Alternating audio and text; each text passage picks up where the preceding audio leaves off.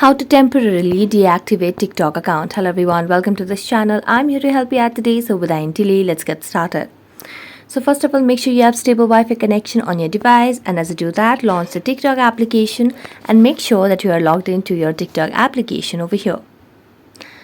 As you log into your account, what you can simply do is tap on your profile at the bottom right corner of the screen.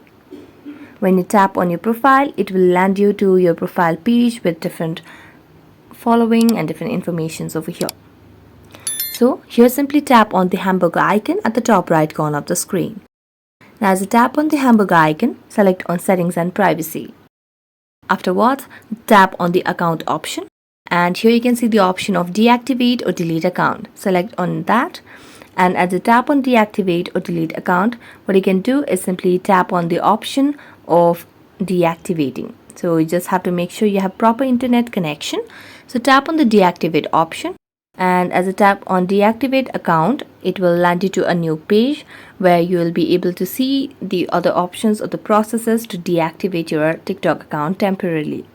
So you can simply tap on deactivate, and there you go. So that's it. Thank you so much for watching this video. See you next time.